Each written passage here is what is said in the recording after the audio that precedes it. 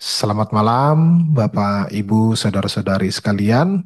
Malam hari ini kita kembali bertemu di dalam ibadah Bina Dewasa Muda dan Pasutri. Malam hari ini kita akan mengambil sebuah tema, yaitu masihkah kita setia di tengah goncangan? Masihkah kita setia di tengah goncangan? Ya, ini adalah tema yang relate kepada yang sudah menikah maupun yang punya pacar, ya. Yang masih jomblo ini untuk mempersiapkan menjadi pasangan yang setia, ya. Tidak masalah jomblo, yang penting jomblo yang takut akan Tuhan, bukan jomblo ngenes, ya, alias Jones. Nah, kita akan mendasarkan dari satu bagian firman Tuhan, Maliaki pasal 2 ayat 13 sampai ayat 16. Saya membacakan bagi kita semua, Bapak Ibu Saudara-saudari, menyimak di layar. Demikian firman Tuhan. Inilah hal kedua yang kamu lakukan. Kamu menutupi mezbah Tuhan dengan air mata, dengan tangisan dan rintihan, oleh karena ia tidak lagi berpaling kepada persembahan dan tidak berkenan menerimanya dari tanganmu. Lalu kamu bertanya, karena apa? Karena Tuhan telah menjadi saksi antara engkau dan istri masa mudamu yang telah kau hianati, padahal dialah teman hidupmu dan istri seperjanjianmu. Bukankah dia yang esa menjadikan mereka daging dan roh? Apakah yang dikehendaki yang esa itu? Keturunan umat Allah. Jadi, jagalah dirimu. Janganlah seorang pun berkhianat terhadap istri masa mudanya, sebab aku membenci perceraian, firman Tuhan Allah Israel, dan juga orang yang berselubungkan kekerasan, firman Tuhan semesta alam. Jagalah dirimu dan janganlah berkhianat. Bapak, Ibu, saudara-saudari, hari ini kita bersama dalam persekutuan kita ini ibadah bina dewasa muda dan pasutri. Ya, temanya menarik sekali, mengajak kita merenungkan kembali kesetiaan kita, khususnya dalam hubungan pernikahan atau hubungan berpacaran. Ya, di zaman yang serba cepat dan penuh dengan perubahan, ya, tidak mudah untuk tetap menjadi setia. Dan biarlah firman Tuhan ini menjadi kompas, menjadi pemandu di dalam hidup kita. Ya, ayat firman Tuhan yang kita baca tadi membicarakan beberapa hal. Nah, ini saya akan mulai juga dengan satu berita ya di bulan April kemarin, bahwa pasca Lebaran tingkat perceraian di Pemalang tinggi. Ini satu kota di Jawa Tengah, dan ini saya pikir menjadi potret secara umum ya, mewakili daerah-daerah lainnya di Indonesia. Ya, kalau kita cermati, Lebaran itu kan adalah hari besar keagamaan di mana orang akan maaf memaafkan, ya, mohon maaf lahir dan batin. Ternyata setelah Lebaran, mohon maaf, aku tidak bisa bersamamu lagi. Ya, ini mohon maaf versi yang lain, ya. Dan memang ini dari KUA, berarti ini dari yang non Kristen. Nah, kalau kita pertanyakan, yang di Kristen ada nggak? Pasti ada, hanya tidak terlalu dipublish karena jumlah orang Kristen minoritas. Tentu mungkin tidak memiliki nilai jual secara berita, ya, kalau diumumkan. Nah, menariknya memang berdasarkan tingkat perceraian yang saya baca di berita ini, bahwa hampir sepertiga itu laki-laki yang mengajukan. Tapi bukan hampir sepertiga, hampir 3 kali lipat itu perempuan yang mengajukan. Laki-laki hanya sekitar sepertiga. Yang dari saya baca itu dalam rentang waktu yang sedikit saja setelah Lebaran, ada 96 wanita mengajukan perceraian, sedangkan pria 36. Jadi yang perempuan minta cerai hampir 3 kali lipat daripada laki-laki. Alasannya mayoritas adalah soal nafkah, ya. Soal nafkah, ada yang sebenarnya sudah beberapa lama tidak diberikan nafkah oleh suami, hanya mereka tahan-tahan, nunggu lebaran kali ya, nunggu lebaran. Nah, begitu juga yang laki-laki, ketika mereka mengajukan cerai, mayoritas alasannya adalah sudah tidak sanggup lagi membiayai kehidupan istri yang menurut mereka semakin lama tuntutannya semakin banyak. Ya tentu saja inflasi soalnya kan barang-barang harga-harga meningkat, tuntutan meningkat, nggak mampu lagi. Ya nggak mampu lagi untuk eh, menghidupi pasangan dan anak-anak sehingga memang di zaman yang serba modern dan penuh dengan godaan beli ini, beli itu, belanja ini, belanja itu, ya. Dulu belum ada pinjol, sekarang ada pinjol. Dulu belum ada pay later, sekarang ada pay later. Dulu eh, mengajukan kartu kredit susahnya minta ampun. Sekarang kita yang didateng-datengin, dirayu-rayu, dikejar-kejar dengan iming-iming ini dan itu. Ada yang dikasih merchandise, yang penting daftar aja, nggak bayar lagi. Ya, gitu. Nah, maka sekarang memang godaan akan kehidupan biaya, kehidupan semakin tinggi. Nah, sehingga banyak keluarga akhirnya bubar karena masalah-masalah seperti ini. Ya, ekonomi tentu sangat berpengaruh ya dan kemudian juga tentu ada kekerasan dalam rumah tangga dan juga ada yang berikutnya adalah ada pihak ketiga ya. Nah, sehingga ketika keluarga itu diperhadapkan pada berbagai kenyataan hidup, tekanan ya dalam berbagai bidang, maka disitulah yang namanya pernikahan itu diuji ya sekokoh apa, setangguh apa ya. Nah, belum lagi godaan digital. Nah, zaman dulu orang eh, orang selingkuh lebih sedikit peluangnya daripada sekarang.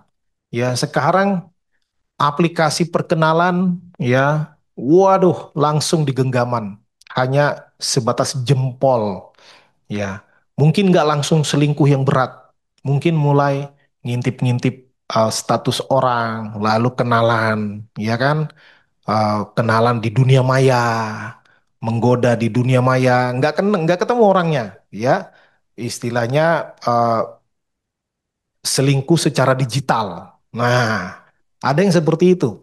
Makanya sekarang ini memang lebih complicated, lebih complicated. Karena itu banyak juga memang pasangan atau anak-anak muda sekarang yang banyak memilih untuk tidak menikah, ya tidak menikah karena mungkin tidak percaya kepada orang yang mungkin akan jadi pasangannya atau dia juga tidak percaya kepada dirinya sendiri, ya karena tekanan beban ekonomi untuk kehidupan sekarang sangat tinggi. Nah, maka godaan-godaan ini besar sekali, apalagi zaman sekarang, eh, khususnya ketika COVID, orang banyak berkomunikasi hanya melalui media-media sosial.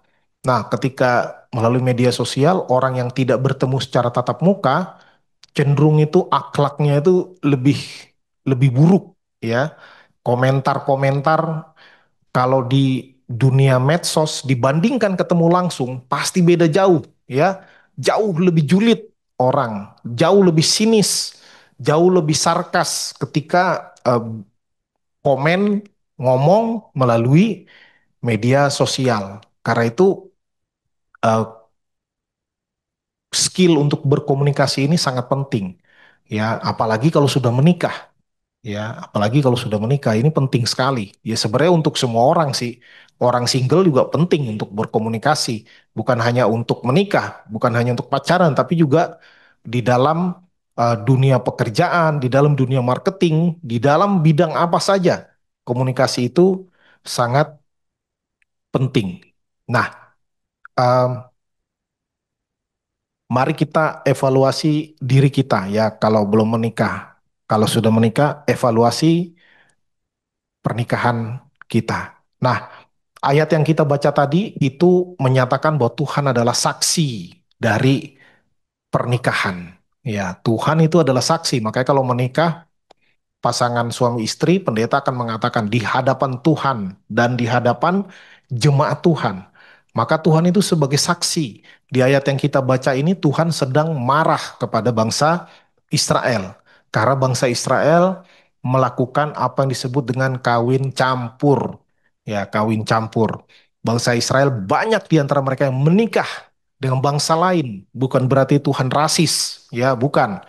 Ini soal iman, ya, karena banyak kebanyakan bangsa lain ya tentu punya ilah, punya sesembahan yang bukan Allah Israel, yang mana sudah terbukti dari zaman ke zaman ketika orang Israel menikah atau kawin campur dengan bangsa lain maka mereka meninggalkan Tuhan.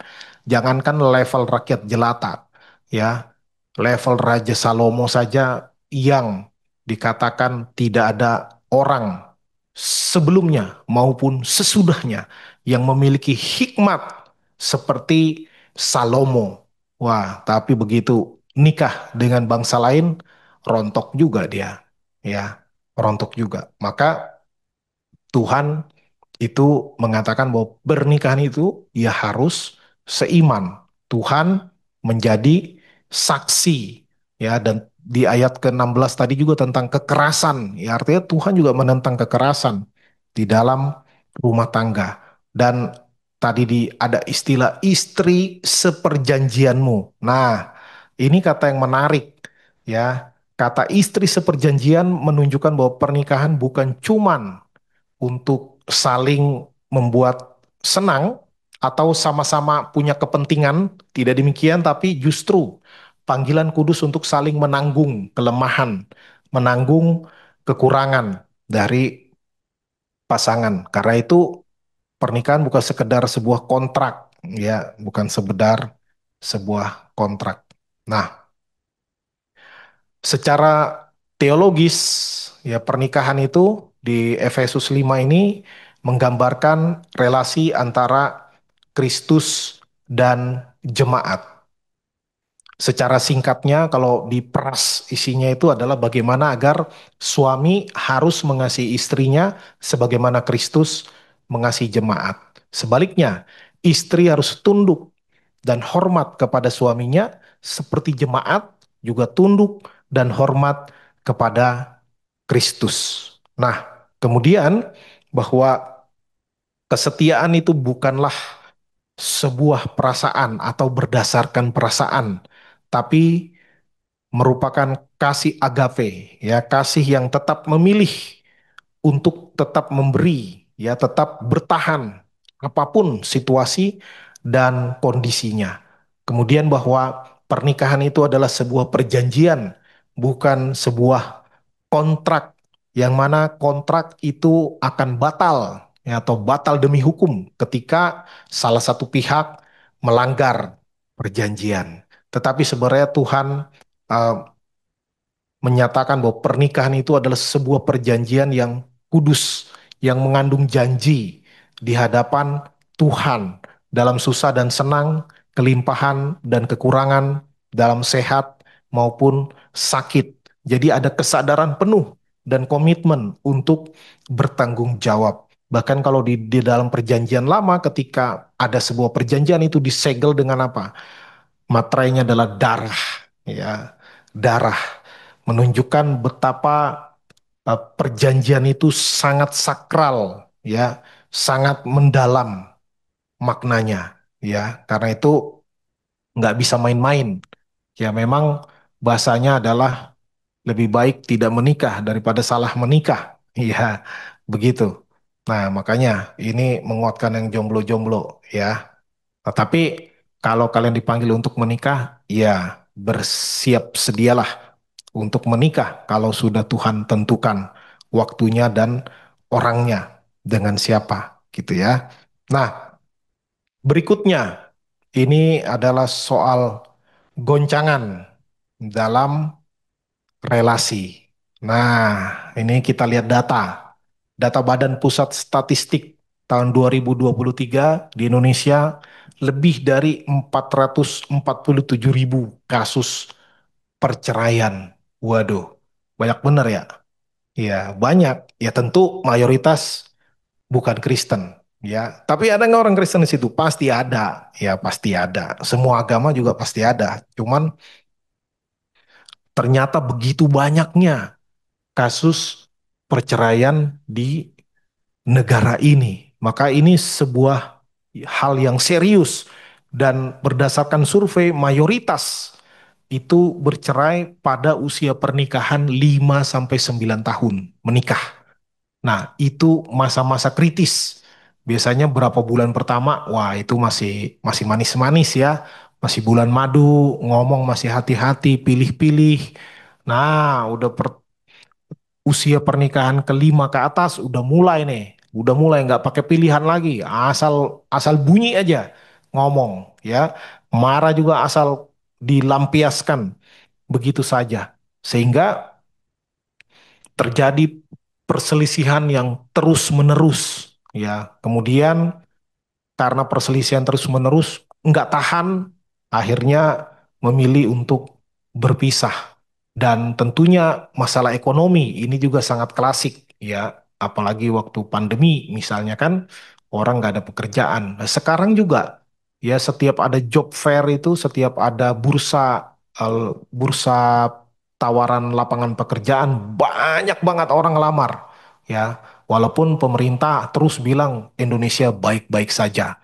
Ekonomi Indonesia hebat, kuat, kita berdiri di atas kaki sendiri. Tapi setiap kali ada job fair, ramenya minta ampun. Ya, sampai orang sarjana S2 saja rela kerja apa saja. Ya, bahkan untuk jadi petugas pembersih umum itu PPSU itu ya yang pakai baju orange nyapu-nyapu jalan. Itu yang sarjana juga ngelamar untuk pekerjaan itu saking susahnya mencari pekerjaan.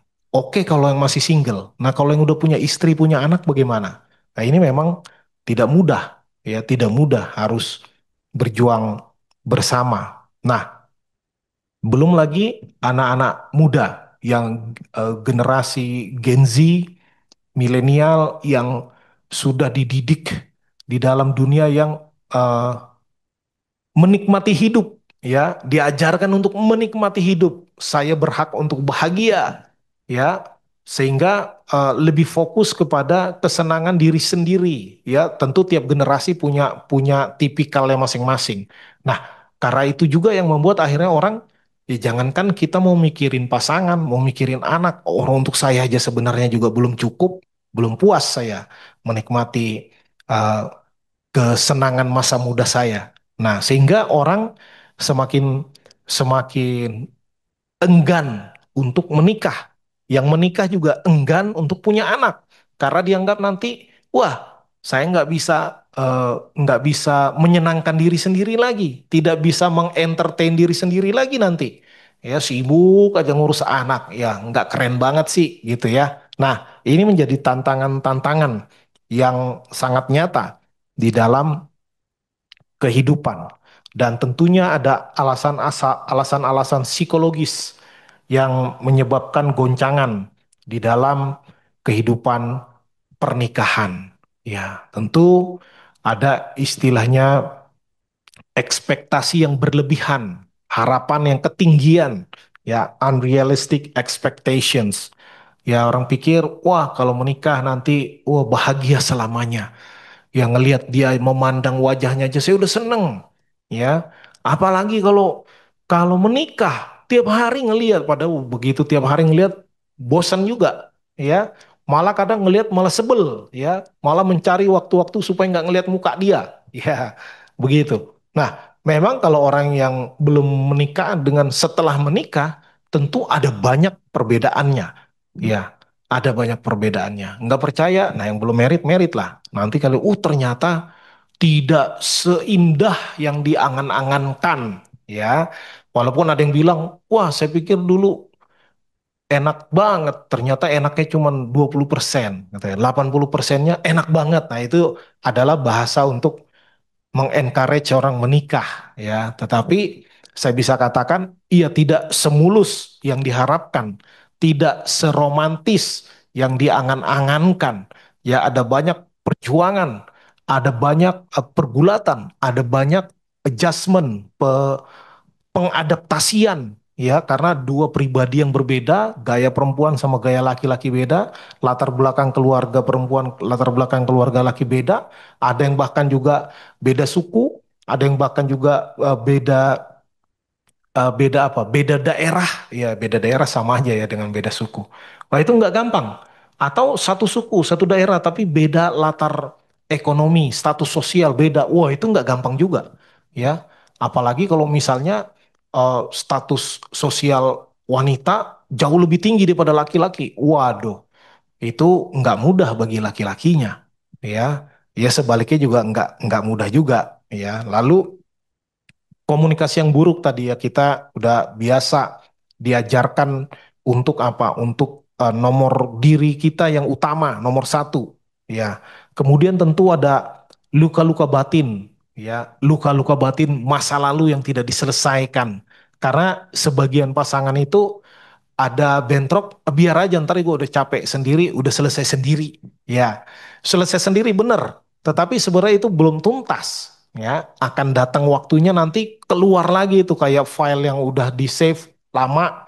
Begitu nanti ada pemicunya, keluar lagi. Itu hal yang sama. Karena apa? Karena belum sembuh sebenarnya, tapi ditutup-tutup. Ya kayak luka lalu digulung pakai perban. Ya kesannya kalau kesenggol dikit udah nggak sakit, padahal di dalam lukanya masih ada. Nah kemudian tentu ketidaksiapan menghadapi krisis. Ah ini bagian dari eh, kesiapan finansial seseorang. Ya karena biasanya akan ada masa di mana eh, menghadapi situasi yang tidak mudah seperti sekarang katakanlah banyak perusahaan tutup, karyawan dirumahkan, ya, tidak ada pekerjaan. Sementara tabungan tinggal cukup makan untuk 1 minggu. Waduh, itu apa nggak gonjang-ganjing itu, ya kan? Istilah sekarang kelas menengah di negara kita berkurang banyak, berkurang jutaan orang. Ya kelas menengah turun tahta, jadi kelas rentan, kelas dibilang kelas bawah nggak bawah banget, tapi dia udah mengurangi spend. Ya sekarang lagi pusing juga seluruh dunia sih, bukan cuma negara kita pusing untuk bagaimana menjaga agar ekonomi tetap berjalan. Ya, kalau kalau kemampuan yang normal kan dibilang kalau bisa kita bisa hidup 6 bulan tanpa bekerja, uangnya cukup. Ya, itu spare untuk keberadaan kalau-kalau kehilangan pekerjaan. Ya, itu baru pekerjaan. Bagaimana kok kesehatan? Waduh, kok kesehatan katakanlah nggak ikut BPJS, nggak ikut asuransi swasta. Oh, begitu sakit bisa habis itu. Ya, iya kalau punya mobil, punya rumah, ada yang mau dijual lah. Kalau ngontrak, nggak masa jual kontrakan punya orang kan nggak mungkin. Nah, jadi ini juga menjadi satu eye opener, pembuka mata bagi kita bahwa literasi finansial juga penting. Ya, tentu kita percaya bahwa Tuhan memelihara, Tuhan punya banyak cara, tapi tentu kita harus melakukan bagian kita. Jangan kita lalu boros-boros, buang-buang uang, foya-foya, lalu minta Tuhan pasti cukupkan. Wah, kalau itu namanya ngerjain Tuhan. Ya, ngerjain Tuhan. Akan datang waktunya Tuhan sentil kita, dibiarin dulu sama Tuhan. Ya, supaya apa? Supaya kita juga mengoreksi diri, ya, mengintrospeksi diri. Nah, selanjutnya bagaimana membangun kesetiaan, ya, membangun kesetiaan kepada pasangan, baik pacar maupun suami atau istri. Ingatlah kembali janji nikah, ya. Kesetiaan itu bukan didasarkan pada perasaan. Kesetiaan itu adalah sebuah keputusan.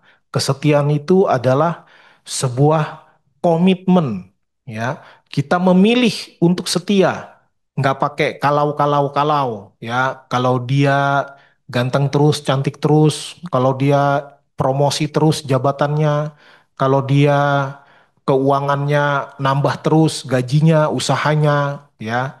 Jadi nggak pakai kalau-kalau, ya. Kasih sejati lahir dari komitmen, pilihan untuk tetap mengasihi. Karena uh, cinta romantis itu sebentar doang. ya, sebentar doang. Ya kalau kita bilang seperti minuman soda lah, nggak ada minuman soda itu akan apa berbuih-buih terus, enggak, itu pas pertama pas dibuka doang. Ya habis itu buihnya turun lagi. Bahkan kalau dibiarin berhari-hari hilang tuh rasa sodanya. Ya, tapi eh, pernikahan komitmen lebih daripada itu. Ya, lebih daripada itu. Nah, itu yang penting. Kita mengingat akan kasih Tuhan. Roma 5 ayat 8 mengatakan Kristus itu mati untuk kita bahkan ketika kita masih berdosa. Bukan Kristus akan menebus kita kalau kita udah hidupnya sempurna. Enggak. Ya. Bahkan ketika kita masih berdosa, ketika kita masih jatuh bangun di dalam dosa, Tuhan menebus kita. Ya, itu gambarannya. Ya, kalau Tuhan aja tetap setia, menunggu kita, menantikan kita hidup lebih lagi dan lebih lagi berkenan kepadanya, sebenarnya itu gambaran seharusnya pasangan suami istri. Kemudian latihan rohani bersama. Ya, ini komunikasi tentu secara verbal ngomong-ngomong, tetapi juga baik sekali kalau kita berdoa, ya, berdoa bersama, baca firman atau sharing. Tadi renungan apa, ya, atau misalnya ada ikut kebaktian di mana sharing lah satu dengan yang lain, beribadah bersama, dan kalau mau lebih dalam lagi melayani bersama. Cuman itu bukan cuma ya, itu untuk melatih melatih kesatuan hati, ya tentu bukan dengan paksaan, ya bukan dengan paksaan, tentu ini tentang hal yang ideal ya. Kehidupan ini seringkali tidak ideal, ya. Bagaimana saling mendukung, saling mendorong satu sama lain ini sebenarnya bagian dari komunikasi sehingga semakin sering bersama, ya. Nah, kalau semakin sering bersama, peluang untuk tidak setia itu semakin kecil. Ya, semakin kecil. Nah, studi menunjukkan bahwa pasangan yang rutin berdoa bersama itu memiliki kemungkinan kemungkinan bercerai 50% lebih rendah. Ya, bukan berarti tidak mungkin, ya. Nah, makanya jangan heran, bahkan eh, hamba Tuhan juga ada yang bercerai. Ya, ada. Loh, padahal melayani, iya. Makanya ya tidak ada orang yang aman 100%, tidak ada. Tetapi ketika pasangan itu membangun mesbah keluarga, beribadah bersama, ya ke gereja bersama, melayani bersama, setidaknya dia udah 50% aman. Ya udah lumayan kan, daripada mulai dari nol, mendingan mulai dari 50%. Ya, sehingga sedapat mungkin bangunlah uh, mesbah keluarga. Ya setidaknya berdoa bersama, ya saling mendukung, ya ber, itu hal yang sangat penting, menjadi pusat kekuatan rohani di dalam rumah tangga. Karena ketika misalkan ada bentrokan yang keras, satu dengan yang lain tidak ketemu jalan keluarnya, nah ada firman Tuhan yang menjadi jangkar di dalam kehidupan rumah tangga. Dan tentu komunikasi itu penting banget. Ya pasti kalau udah dalam hal konseling atau dalam apapun terkait dengan pasangan, pasti komunikasi itu sangat ditekankan. Nah, berlatihlah untuk komunikasi. Komunikasi itu bukan kita ngomong terus, pasangan dengerin terus. Enggak. Ya, harus dua-duanya. Enggak mesti 50-50, enggak mesti 50-50. Tapi harus ada bicara lalu sehat. Nah, ada orang yang senangnya ngomong aja. Ada orang yang nggak mau ngomong, dengerin aja. Ya, maka latihlah diri kita untuk berkomunikasi dua arah. Ya, firman Tuhan Yakobus 1 ayat 19 mengatakan setiap orang hendaklah cepat untuk mendengar, lambat untuk berkata-kata. Ya, kadang kalau kita lagi nggak senang, pasangan kita baru ngomong satu kalimat, langsung kita sela, ya, boro-boro satu kalimat, baru setengah kalimat. Oh, enggak gitu, gini gitu, gini gitu, gitu. Wah, langsung kita cocor, kita serang bertubi-tubi kayak senapan otomatis gitu ya, sampai orang nggak kebagian ngomong. Nah, itu komunikasi. tapi kurang sehat, ya, kurang ideal. Maka ini komunikasinya harus sehat, harus eh, dua arah, ya, dan dilandaskan oleh kasih, ya, dilandaskan oleh kasih, bukan menang-menangan, bukan serang-serangan, bukan ngotot-ngototan, tapi benar-benar ketika kita mendengarkan pasangan kita, kita mendengar dengan atentif, ya, bukan dengerin dalam hati kapan selesainya ngoceh mulu, ya, bukan gitu, tapi benar-benar didengarkan apa inti dari yang disampaikan apa, lalu ditanggapi dengan baik, walaupun bisa jadi kita nggak setuju, bisa jadi kita gatal mau kita bantah, ya, mau kita bantah, tapi biarkan dulu orang bicara, ya, sampai sampai selesai, ya, supaya terjadi komunikasi yang baik dan sehat. Nah, ada eh, ada pasangan yang pernah mengalami kehidupan yang begitu berat, ya, jadi eh, anaknya meninggal, anaknya meninggal, lalu punya anak lagi, meninggal lagi, ya, maka mereka kecewa sekali, bertahun-tahun mereka hidup dalam kepahitan, kepahitannya kepada Tuhan, karena menganggap eh, kita orang Kristen, kita rajin ke gereja, kita terlibat pelayanan, kok Tuhan begini, ya, tetapi hal yang indah adalah bahwa mereka menyadari uh, bahwa Tuhan itu berdaulat, ya, tentu nggak dari awal, ya, itu setelah setelah cukup lama, bertahun-tahun prosesnya, mereka bahkan hampir menyerah dan sempat juga saling menyalahkan, menyalahkan pasangan, dan pada akhirnya menyalahkan Tuhan, tetapi dengan pertolongan, ya, banyak pihak, termasuk juga dari hamba Tuhan, dari rekan-rekan, akhirnya mereka memilih untuk bergumul bersama, menangis bersama, dan mereka tetap menyembah Tuhan, walaupun masih merasa kecewa dan sakit. Dan seiring dengan berjalannya waktu, akhirnya mereka keluar sebagai pasangan pemenang. Ya, pemenang mengatasi realita kehidupan, dan bahkan melalui kepahitan hidup, Tuhan bawa mereka, Tuhan pakai mereka menjadi konselor pernikahan yang sangat efektif. Karena apa? Karena mereka tahu pahit getir kehidupan. Sehingga ketika mereka mengkonseling orang, ini bukan sekedar teori A, teori B, menurut A, menurut B, bukan. Tapi ada istilahnya apa itu, ya, daya daya pukul yang besar, ya, efeknya besar. Karena apa? Mereka mengalami, ya, mereka mengalami. Walaupun benar, saya juga setuju bahwa pengalaman jangan dijadikan doktrin. Betul. Tapi pengalaman itu memperkaya kehidupan rohani kita. Bukankah yang dibilang kesaksian, jadilah saksi Kristus. Apa yang disaksikan? Ya, saksi itu adalah menceritakan apa yang dia lihat, apa yang dia dengar, apa yang dia alami. Ya, ketika mengalami eh, akan tertanam dengan begitu kuat, ya. Maka nggak perlu ngapalin, dia udah ngerti, ya. Udah ngerti. Kalau pengalaman biasanya begitu. Maka akan beda istilahnya guru yang berpengalaman dengan guru yang baru lulus, misalnya banyak teorinya, gitu kan.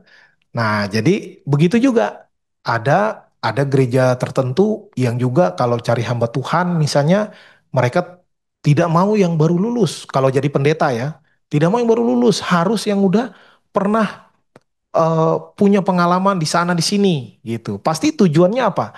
Ya biar kalau orang yang udah berpengalaman itu biasanya akan lebih matang.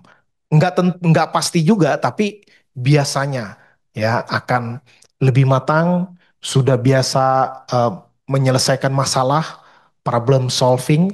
Nah, maka yang menjadi pembelajaran adalah tentu hidup ini tidak mudah, ya, tetapi sadari bahwa goncangan itu bukanlah akhir. Ya, di dalam Kristus kita bisa bangkit dan pulih. Istilah setia itu artinya berarti tetap tinggal, nggak kemana-mana, nggak kabur aja dulu, ya, nggak. Bahkan ketika perasaan eh, goncang, ketika pikiran mulai berkecamuk, bahkan masuk bisikan-bisikan dari diri sendiri maupun dari orang lain maupun dari setan yang membuat salah satu dari pasangan atau kedua-duanya kepingin meninggalkan pasangannya, kepingin keluar dari pernikahan, maka kesetiaan itu diuji. Ya, ingat lagi kembali tadi, bahkan Tuhan aja begitu setia menunggu umat Tuhan untuk berbalik dan bertobat. Maka kesetiaan yang sejati itu diuji ketika keadaan tidak baik-baik saja, ya.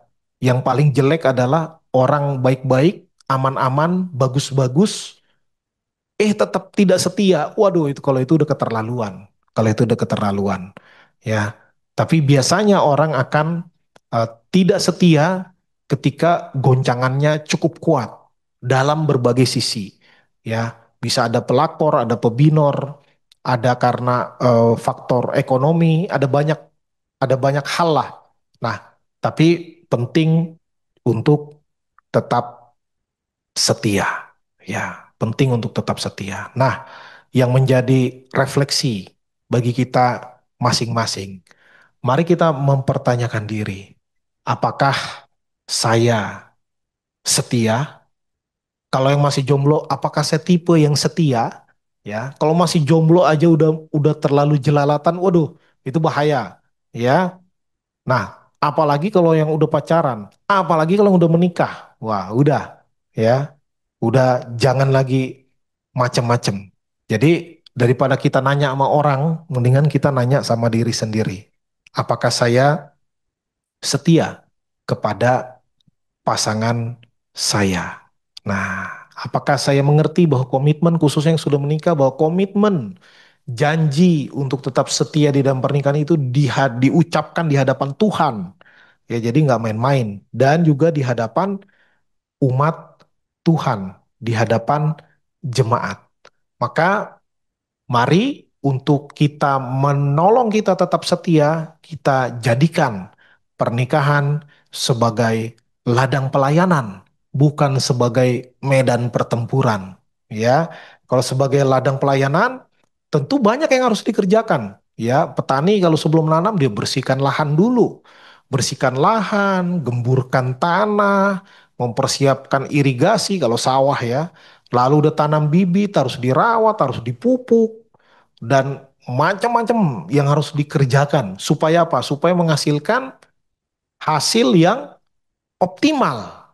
Nah, jadi kalau kita jadikan pernikahan sebagai ladang pelayanan, tentu hal-hal yang mengganggu, yang berpotensi mengganggu pernikahan, kita melakukan bagian kita untuk menyingkirkan semuanya itu. Sebaliknya, kehidupan pernikahan itu terus dikerjakan dengan serius sehingga pernikahan semakin hari semakin indah, berbuah lebat, ya, bahkan sedap dipandang mata, ya, bahkan orang menjadikan pernikahan kita sebagai teladan, ya. Ketika kehidupan pernikahan kita bertahan dalam badai seperti apapun, ya, dalam badai seperti apapun. Percayalah ketika kita mengerjakan bagian kita, sisanya Tuhan yang akan selesaikan. Ya, Tuhan Yesus mengatakan apa yang telah dipersatukan Allah tidak boleh diceraikan oleh manusia. Ya, tentu dalam pernikahan termasuk hamba Tuhan tidak selalu mudah. Ya, dalam kehidupan pernikahan saya dan istri juga tidak selalu mudah. Ya, berkali-kali kami juga berdebat, ya, berargumentasi, ya kalau bahasa umumnya dibilang bertengkar, ya. Pasti. Karena apa? Karena kehidupan nggak selalu mudah, perbedaan karakter, bahkan eh, di titik-titik tertentu ada kalanya kesulitan dalam hal termasuk ekonomi.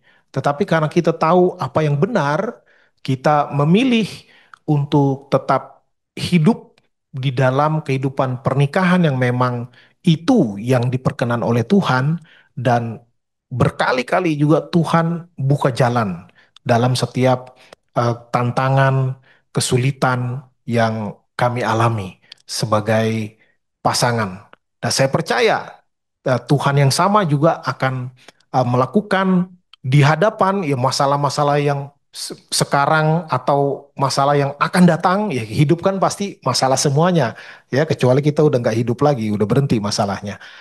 Tuhan akan tetap setia. Ya, kalau orang tidak setia aja Tuhan seringkali setia, apalagi kalau orang yang setia, apalagi kalau pasangan yang setia. Masakan Tuhan bodoh amat? Ya nggak mungkin lah, ya nggak mungkin. Nah, saya ingin menutup dengan ini. Ini saya dengan anak-anak udah berkali-kali ke tempat ini. Ya, ini sebuah wahana di tempat berenang. Ya, ini namanya kolam arus. Ya, saya nggak sebut di mana karena nggak di endorse ya. Tapi anak saya senang ke sini, terutama yang anak cowok. Nah, ini biasanya yang ke sini, yang ke tempat agak dalam sedikit, nggak dalam banget, agak dalam dikit, mesti pakai eh, mesti pakai ban atau pelampung. Ya, kenapa? Karena nanti begitu ada waktunya, tet, ombak akan datang. Ombaknya ombak buatan, ya, ombaknya ombak buatan. Akan menggoncang, ya, menggoncang, goyang-goyang. Tetapi satu hal yang indah yang saya pelajari dari kolam arus, bukan kolam arus ini ya, kolam ombak apa ya namanya, lupa saya. eh, bahwa ombak itu udah diperhitungkan, ya nggak akan setinggi tsunami, ya nggak mungkin ya, nggak akan setinggi tsunami, tapi ombaknya ada, itu akan menggoyang-goyang orang yang ada di kolam itu. Tetapi asalkan orang itu berpegang kepada bannya atau berpegang kepada pelampungnya, maka dia akan baik-baik saja. Ya memang goyang, nggak tenang, goyang, ya. Tetapi si pembuat ombak ini udah tahu takarannya, ya tidak akan diberikan ombak melampaui kemampuan ban itu untuk tetap menopang orang yang ada di atasnya atau yang ada di dalamnya.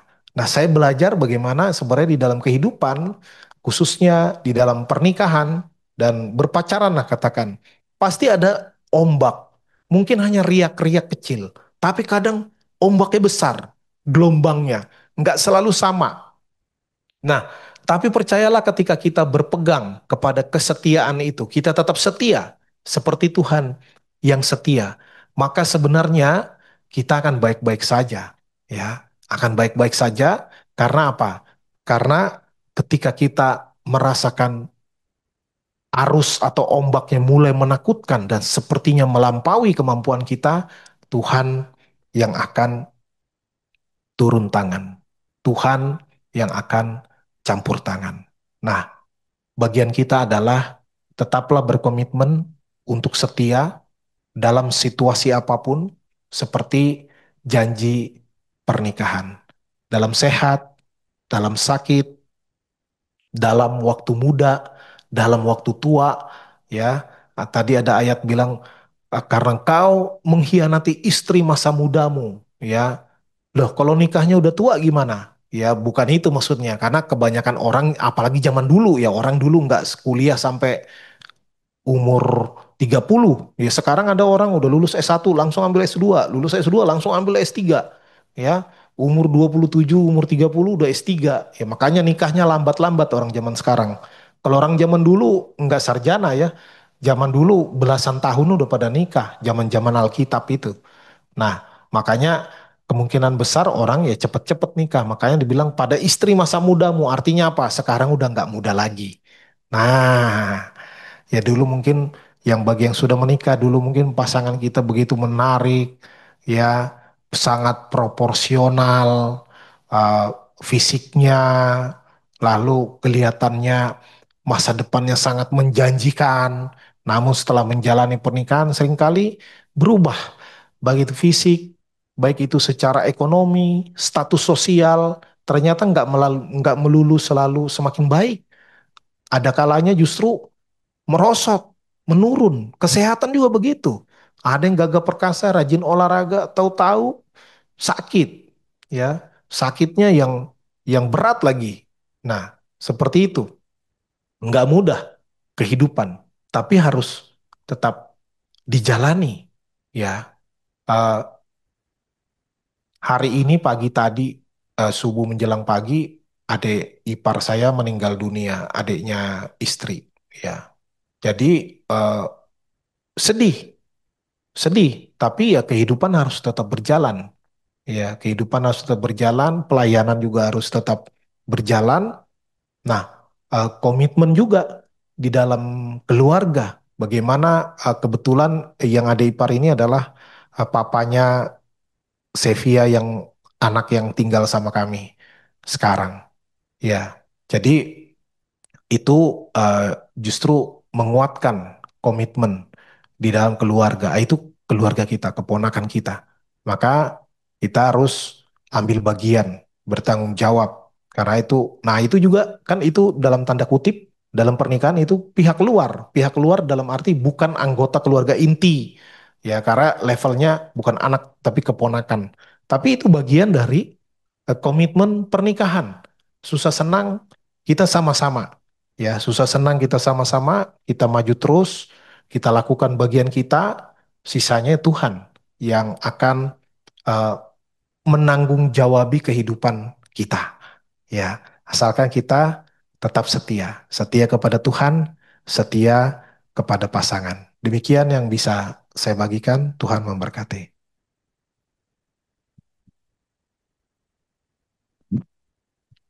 Oke, terima kasih Pendeta Galen buat firman Tuhan pada malam hari ini. Apakah ada pertanyaan dari Bapak Ibu semua atau ada yang mau sharing dipersilahkan.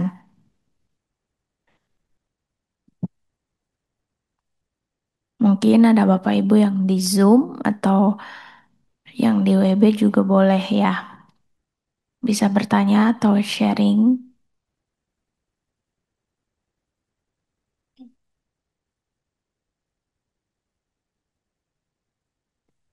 Silakan Bapak Ibu semua.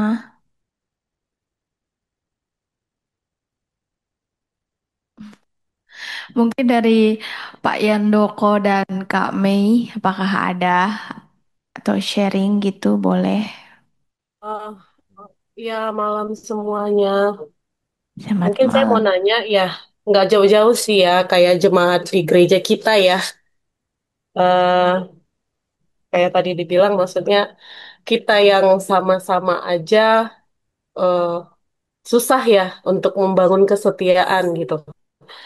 Gimana kalau yang suami istri yang mungkin eh, nggak jauh-jauh ya, yang satu mungkin gerejanya di sana, yang satu gerejanya di sini, atau yang satu Kristen, yang satu Katolik gitu ya. Kita nggak usah lihat yang jauh-jauh lah gitu. Nah, bagaimana pendapat Bapak mengenai hal itu? Gitu. Terima kasih.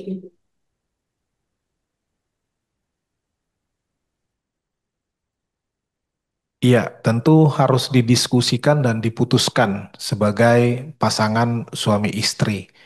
Yang idealnya adalah ya satu, satu gereja. Bahkan kalau mau ideal lagi, suami istri dan anak-anak satu gereja. Tapi kan itu menjadi fenomena zaman sekarang, khususnya di kota-kota besar.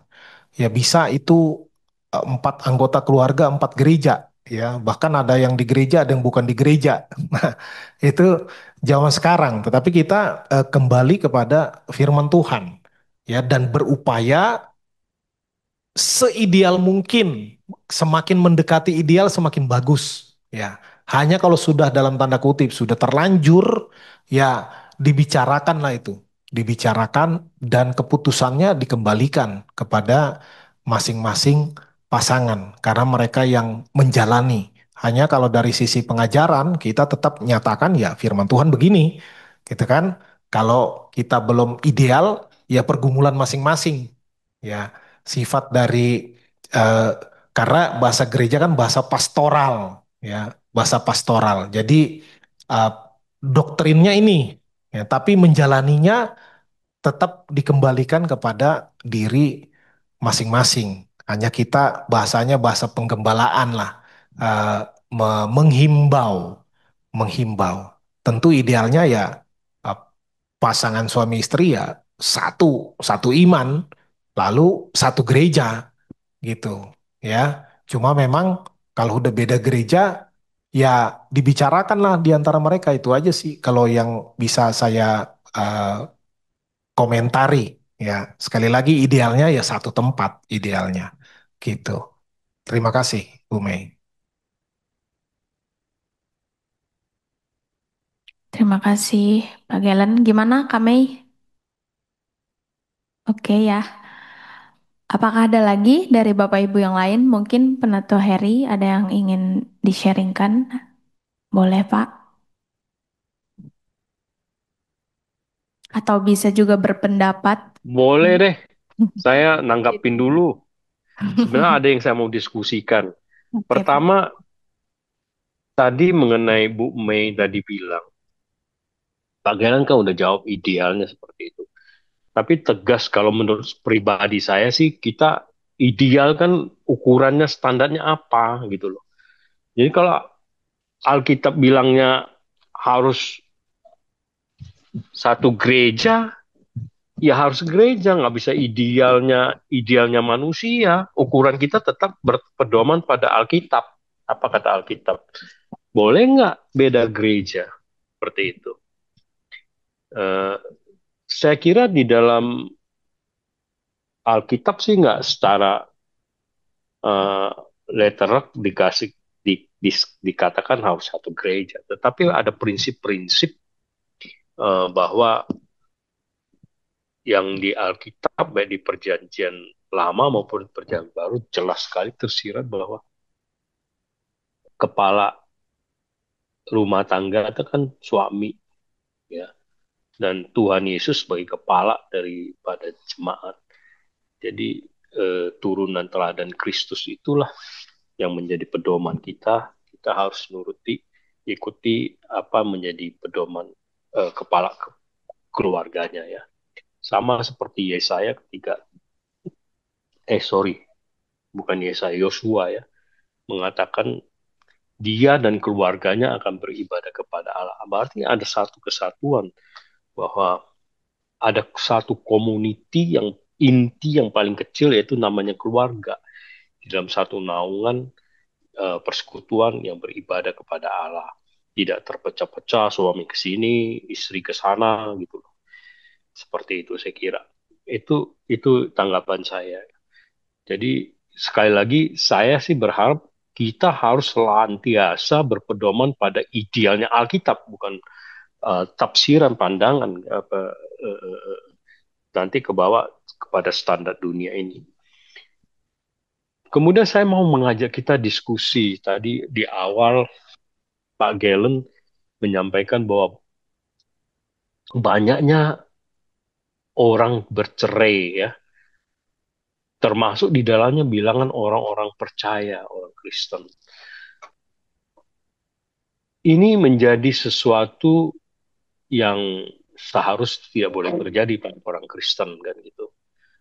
Ada banyak faktor yang menyebabkan eh, apa itu orang bercerai. Tadi Pak Galen juga sudah sampaikan, komunikasi yang jelek harus dibangun, komunikasi, terus apa eh, perselisihan, ya, pandangan yang tidak sependapat, mempertajam seperti itu, ketidakdewasaan saya kira itu, ya, suami istri yang bermasalah percekcokan sehingga sampai tajam kepada keperceraian. Ketidakdewasaan bukan hanya di dalam cara berpikir sebagai manusia yang dewasa, tetapi kedewasaan rohani saya kira di situ. Dan eh, ada juga karena faktor ekonomi, tadi udah disampaikan juga, ya, pengaruh lingkungan segala macamnya. Nah, memang kita harus menyadari dan mengakui zaman sekarang ini semakin banyak pengaruh, ya, dibandingkan kan zaman dulu. Bukan artinya wah orang sekarang lebih berat, tidak juga. setiap zaman ada pasti godaan yang membuat orang itu mengalami banyak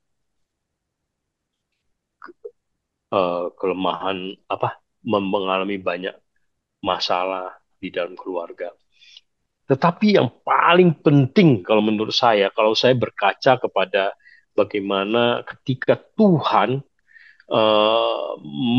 memilih seorang wanita untuk seorang pria, Adam, Tuhan yang membentuk keluarga pertama itu dikatakan teman hidup yang sepadan, penolong yang sepadan. Dan Adam ketika itu menyambutnya, dikatakan inilah daging dari dagingku, tulang dari tulangku. Betapa bahagianya, karena itu ideal dari sisi Tuhan. Nah, itu pula lah yang diajarkan sebenarnya kepada kita untuk kita memilih teman hidup itu bukan berdasarkan kedagingan, hawa nafsu, tetapi berdasarkan apa yang menjadi dasarnya firman Tuhan. Dan Tuhan katakan harus yang penolongnya sepadan. Jadi jangan coba-coba untuk kita memilih yang tidak sepadan, apalagi lain agama tadi disampaikan pendeta Gana. Nah, jadi dari sini saya melihat, dan satu lagi hal yang kita bisa selain firman Tuhan itu tadi, yang sepadan, juga Tuhan katakan tadi pendeta Galen sekali lagi sudah menyinggung sebenarnya, bahwa apa yang disatukan Tuhan itu tidak boleh dipisahkan. Nah, ini sekarang coba kalau kita mau lihat, sekarang orang Kristen sudah terlalu berani bercerai dulu. Wah, nggak boleh cerai. Itu udah satu pandangan semua gereja, semua tokoh agama. Kalau tidak semua, hampir 99% berpegang teguh kepada hal itu. Tetapi sekarang fenomenanya coba kita perhatikan. Ini benar apa enggak? Coba nanti kita diskusikan. Para tokoh-tokoh agama, hamba Tuhan, gereja sudah berani ya berpandangan beda sehingga banyak juga umat jadi boleh kok cerai begini begono alasannya seperti itu. Jadi apa yang saya mau garis bawahi bahwa sesungguhnya manusia semakin ke sini adalah sama seperti yang dikatakan firman Tuhan, baik di dalam perjanjian lama maupun perjanjian baru, taat dan setia itu yang Tuhan senantiasa tekan. Itu yang bergeser banyak sekali sekarang. Orang tidak taat, orang tidak setia. Ya, seperti itu saya kira.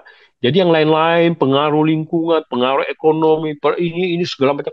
Kalau orang umat Tuhan benar-benar taat dan setia, maka dia mendapatkan teman hidup pun berdasarkan ketentuan Tuhan. Dan dia takut akan Tuhan. Apabila dia salah memilih pun, dia siap menanggung penderitaan di dalam pernikahannya, bukan bercerai. Tetapi orang sekarang kan tidak. Daripada aku menderita tidak bahagia, cerai aja. Nah, itu tidak taat dan tidak setia. Itu menurut pandangan saya, boleh silakan kalau mau didiskusikan. Terima kasih. Ya, saya Pak Heri, Vera, ya setuju dengan apa yang dikatakan Pak Heri tadi ya, bahwa ya dalam kehidupan yang menjadi pemicu di dalam pernikahan sampai terjadi perpisahan adalah tidak takut Tuhan. Ya sebenarnya orang yang tidak takut Tuhan, ya karena kalau orang takut Tuhan dia sendiri dengan gadget saja ya, dengan gadget saja. Dan bahkan kemarin saya baru dapat cerita dari ada anak yang saya bina di asrama. Dia sharing, bapaknya adalah seorang hamba Tuhan dan bapaknya terlibat nonton video porno. Dan kemarin baru saya dengar uh, dari Pak Julius Mokolomban, ternyata hamba Tuhan ini bercerai, meninggalkan istrinya dengan ambil sesama hamba Tuhan yang sudah menikah, dan mereka pergi berdua dan meninggalkan pasangan dan anak mereka masing-masing. Jadi betapa rentan ya. Dan firman Tuhan bilang juga, jangan kamu anggap kamu teguh, kamu kuat. Itu nggak boleh. Kita juga nggak boleh jumawa, nggak boleh sombong. Makanya kenapa firman Tuhan selalu bilang, jagalah aku ya Tuhan, lindungi aku. Daud ya, saya baca firman Tuhan dari Mazmur 16. Di situ Daud berdoa, ya Tuhan jagalah aku. Daud itu punya pergumulan, dia pernah mengambil seorang istri orang ya, dan menempatkan suaminya dengan konspirasinya, menaruh suaminya ini di suami perempuan ini Betsheba menjadi panglima untuk supaya dia terbunuh di medan perang, dan istrinya si Uria ini diambil jadi istri dia. Jadi ini yang sangat berbahaya ya. Makanya Daud menyadari kelemahan dia. Dia berdoa, Tuhan jagalah aku, lindungilah aku. Nah, di situ beri aku roh takut akan Tuhan. Nah, dan Bapak hari ini juga belajar tentang Joshua, aku dan keluarga aku beribadah kepada Tuhan. Dan apakah kami hamba Tuhan ini juga tidak punya masalah? Pak Gilang tadi udah cerita. Apalagi kami hamba Tuhan, ditempatkan Tuhan, menyerahkan diri menjadi misionaris, menjadi hamba Tuhan. Ditempatkan dari satu tempat ke tempat yang lain. Dari satu tempat ke tempat yang lain. Dan kalau melayani Tuhan, pertama itu, kita itu goncang. Bagaimana kita di sana, bagaimana tempat yang baru, kondisinya bagaimana baru menikah, kita sudah ditaruh di tempat pelayanan yang di sana nggak ada orang Kristen sama sekali, baru membangun pernikahan, terus sudah dapat ancaman dan segala macam. Wah, kadang-kadang kita cuma pakai alas ambal saja tempat tidur, setelah baru menikah udah cuman ambal aja. Ya, jadi segala sesuatu memang di situ dibentuk, diproses, ditempa oleh Tuhan, dihancurkan. Nah, di dalam pernikahan semuanya ini berkaitan satu akan yang lain. Kesatuan hati, dan yaitu kuncinya adalah takut akan Tuhan. Ya, dimanapun kita tidak ada suami, tidak ada istri, tidak ada anak, kita di ruangan sendiri. Apa yang kita tonton sebenarnya nggak jauh-jauh dari gadget ini. Kita bisa nonton, tiba-tiba muncul notifikasi yang tidak benar, bisa klik, itu bisa bermasalah. Ya, kita bisa mengingini, bisa melakukan dosa. Ya, karena tidak takut Tuhan, kita tidak sadar Tuhan itu ada, dan mata Tuhan itu melihat, sorot matanya itu menguji anak manusia. Dapatkah dia iman di bumi? Orang itu sungguh-sungguh percaya, karena orang beriman pasti dia takut Tuhan, pasti dia nggak sembarang. Nah, tetapi kan dalam proses ini, makanya kenapa keluarga Kristen ini bersatu di dalam doa, di dalam baca firman, di dalam fellowship keluarga, karena keluarga adalah gereja pertama. Tadi di Pak Ferry sudah pakai bahwa Adam dan Hawa itu adalah gereja pertama, dan bagaimana membangun mesbah doa ini. Ya, kita juga punya pergumulan. Jangan bilang hamba Tuhan nggak ada argumentasi. Kami bilang kalau ada eh, tipis-tipis gitu kita ada argumen, ya itu kami bilang argumentasi di depan anak-anak, mami sama dedi lagi argumentasi ya. Ya saling itu pendapat lah. Saya juga kayak orang Batak. Ya, wataknya bukan lembut-lembut ya. Pak Gelen masih lembut. Jadi saya juga kayak punya temperamen, itu juga mempengaruhi. Saya orang kolerik, dia plekmatik, melankolis. Saya kolerik sanguin. Nah, itu juga mempengaruhi dalam cara berbicara, nadanya. Coba kalau saya berbicara dengan panggilan lembut kali, saya tegas ya, yang menyampaikan itu aja udah berbeda. Kita berbicara begini, ya kalau orang lain tanggapi, wih dia marah-marah. Padahal tidak. Ya, kalau kita tidak saling kenal, itu bisa jadi pemicu konflik, ya kan? Nah, tapi kalau udah saling kenal, ya makanya penting suami istri bersama. Jadi dapat irama ya dalam relationship, dalam komunikasi, dan terutama itu mesbah doa dalam keluarga. Nah, terus yang tadi juga berkaitan dengan haruskah kita beribadah bersama satu keluarga? Saya berpikir iya, suami istri itu harus tunduk. Kemana suami pergi ya tunduk, anak-anak juga ngikut. Karena itu kunci kan sederhana saja. Kunci dalam dalam pernikahan ya, kalau suami di sama kayak saya. Ya Pak Gelen dipindahkan ke sini, ya saya juga harus ikut. Kalau saya nggak ikut, ya kadang-kadang, waduh saya di sini dong, saya pengennya di sini. Ya nggak bisa. Saya harus tunduk. Panggilan saya begini, ya mungkin seorang istri kayak saya suka penginjilan, saya suka lapangan. Ya, jadi itu saya harus tunduk di situ. Ya iya, ya Tuhan panggil begini dengan waktu yang begini, ya begini cara Tuhan. Nah, bagaimana di sini kita diproses, ya diproses ketundukan.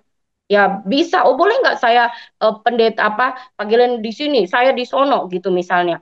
Nah, ya gimana itu? Ya nggak bisa kita menunjukkan keteladanan di dalam kehidupan. Ya boleh sih sebenarnya, oh suaminya pelayan di sini, istrinya pelayan di sana, ada juga seperti itu.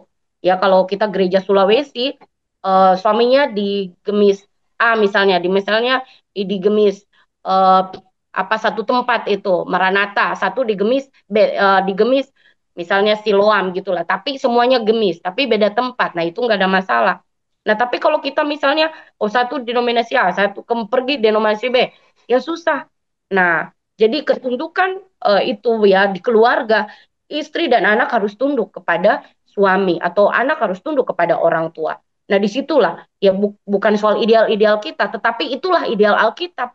Ya kita berdasarkan firman Allah. Karena firman Allah ya dan amin. Dan kita tidak tunduk. Makanya Yosua bilang, hai Israel, ingat penyertaan Tuhan. Nah kalau kita dalam pernikahan, Tuhan juga bilang, ingat penyertaanku. Ketika membangun rumah tangga kan kita nggak langsung baik-baik saja. Dalam proses perjalanan, Tuhan bilang, ingat, aku menyatukan kalian. Dan dalam perjalanan banyak suka duka. Dan aku beserta dengan kalian. Dan sampai di sini, aku terus dengan kalian. Nah kalian bagaimana kepada umat itu? Kepada siapa kalian mau beribadah? Kepada Allah orang Amori? Kepada Allah orang Amalek? Kepada Allah bangsa-bangsa yang kamu tinggali itu, ataukah kamu beribadah tetap setia kepada Allah? Nah, Allah telah setia kepadamu. Dan dia mengatakan, aku dan keluargaku beribadah kepada Tuhan. Hari ini renungan saya itu Pak Heri. Jadi, eh, betapa pentingnya dalam kehidupan keluarga itu. Dan jangan berpikir bahwa hamba Tuhan tidak punya pergumulan. Ya kami nggak mau jadi orang yang sok-sok kesucian, sok-sok baik-baik. Tidak. Ya kita punya pergumulan. Dan yang kami bahas itu sering kali kami alami. Pernah waktu merawat orang tua itu tidak mudah.